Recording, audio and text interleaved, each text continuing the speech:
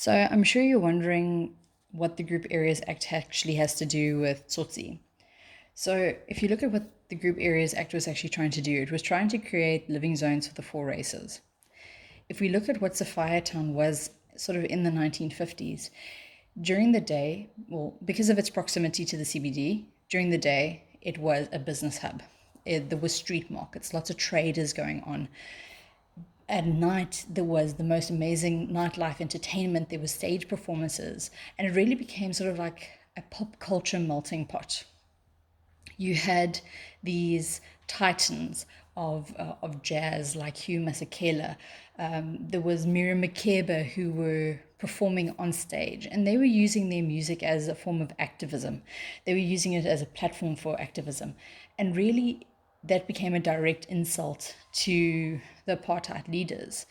So what then started happening was, because of its proximity to also white suburbs, then you had white people who were giving testimonies that they could hear from their homes, they could hear the sound of the music, they could hear fighting. They said that they heard the sound of beer bottles being broken. They saw prostitutes. And so it just became also, while it was this hub of pop culture and entertainment, it also became a hub of potential crime. So there became a need to start demolishing it. So the order came to raise the township to the ground, and they did it systematically. So they did it for two reasons. The first reason being that Town didn't conform to the apartheid system, and it didn't conform to the Group Areas Act, because it wasn't just Black South Africans who were living there. There was also Indian South Africans, and there were coloured South Africans, and then there was quite a large immigrant force that lived there as well. So it was a melting pot of different races as well. So for number one, it didn't conform to the Group Areas Act and the apartheid system.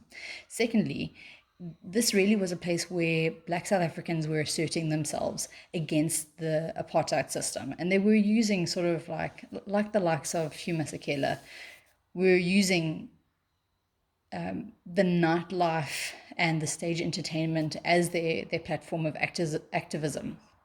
So, because this became sort of a place where Black South Africans were asserting themselves, that was another reason that they needed to get rid of Town, and they needed to do it quickly. So the order was given to first to move people, and then when people refused to move, they actually started demolishing the township. So after that, they started moving the people away. We know that in that area it was Black South Africans went to Soweto.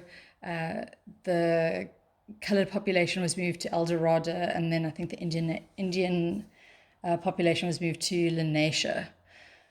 So that's essentially the Group Areas Act. So why is that important to Tsotsi? Well, this is what we see. We see that there are sections of the township are being demolished, and we know that it is.